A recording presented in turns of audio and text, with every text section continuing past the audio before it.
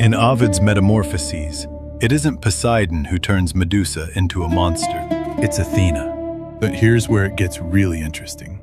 Why is the goddess of wisdom the one who punishes Medusa in this version? The moment you sit with that question and go back through Athena's myths, the familiar image of Athena as a perfectly wise, noble goddess starts to look a lot more complicated. Athena isn't just portrayed as calm and virtuous. Her myths carry both ideals and contradictions at the same time. Today, we're going to trace those contradictions across her major stories and see what they actually reveal. Even her birth is strange. The myth says Zeus was struck by a terrible headache, so severe that even the king of the gods couldn't bear it. Nobody on Olympus knew why. In many versions, Hephaestus steps forward and splits Zeus's head open with an axe or a wedge. Some accounts give that role to Prometheus or Hermes instead, but the central image stays the same out of the opening. Stepped Athena, fully grown, already dressed in armor, holding a spear and shield. She enters the myth already battle-ready. It's one of the most striking birth scenes in Greek mythology.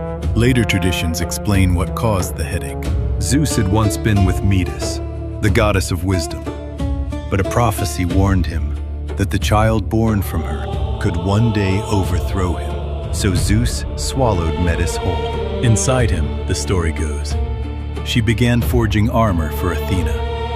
And that's what triggered the agony.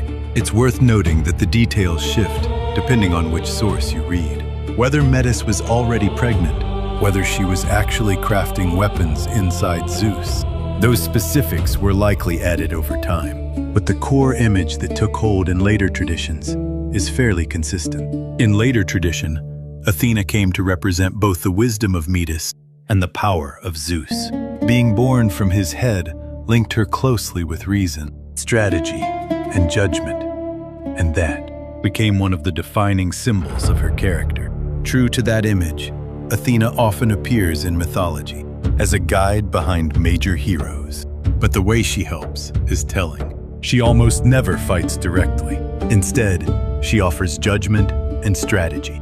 The most famous example is Perseus and Medusa. In the traditional telling, Athena gives Perseus a polished bronze shield and tells him to approach Medusa by watching her reflection, rather than looking at her directly.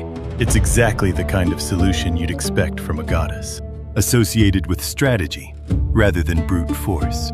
The same pattern appears in the Odyssey. Athena doesn't swoop in and rescue Odysseus herself.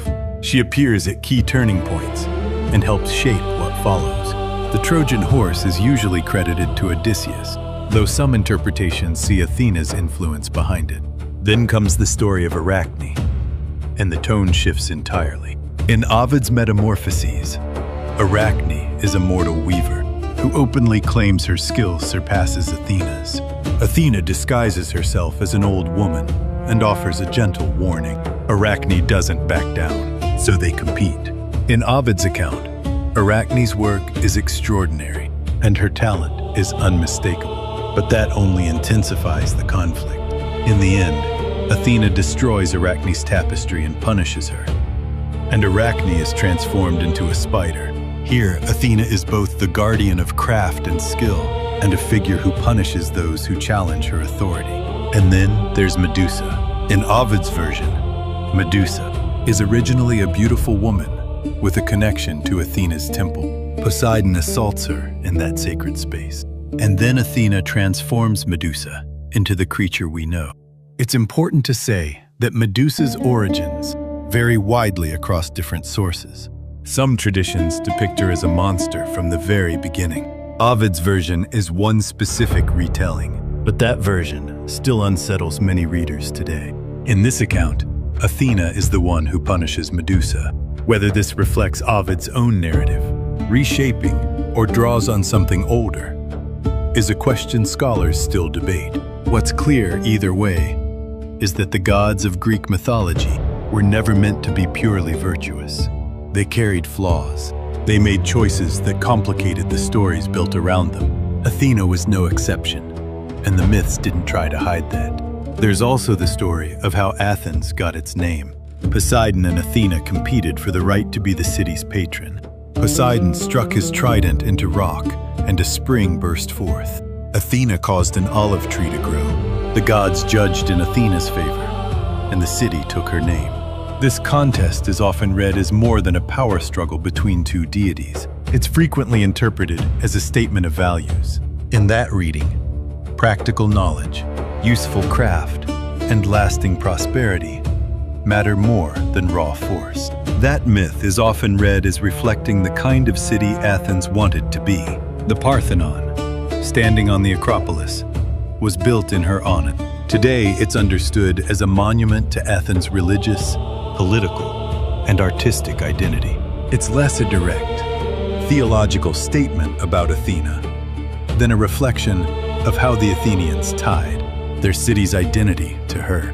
Which brings us back to the question that started all of this.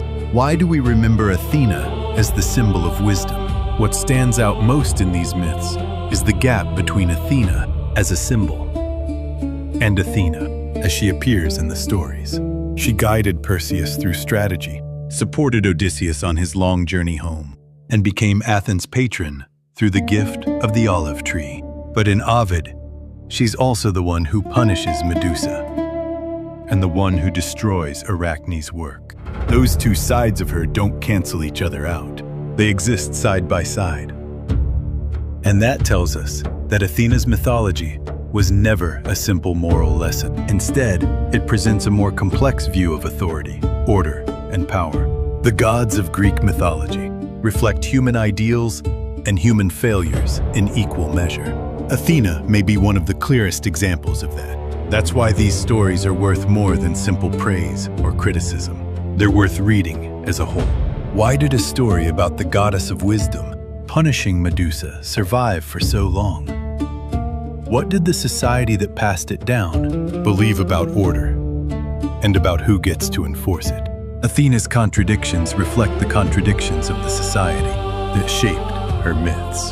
That's why these stories are still read and debated today. What stays with me most is that Athena is not difficult to understand because the myths are inconsistent. She's difficult because the myths are honest about power. They don't give us a goddess who is simply wise, fair, and morally pure. They give us a goddess who protects cities, guides heroes, rewards intelligence, and still punishes those beneath her in ways that feel harsh, even disturbing. That tension is not a flaw in the mythology. It may be the point to me. That's what makes Athena so compelling. She represents wisdom, but not always compassion. Order, but not always justice. Civilization, but not always mercy. And maybe that's why she remains so powerful as a symbol. She reflects the values of the societies that admired her, but also the blind spots built into those values. When you read Athena that way, the myths stop feeling like simple legends and start feeling like arguments about power, hierarchy, and who gets protected by the rules. And that may be the real reason Athena still matters. Not because she gives us a perfect model of wisdom, but because she forces us to ask what wisdom actually means. When it is tied to authority, is wisdom still wisdom when it protects power first?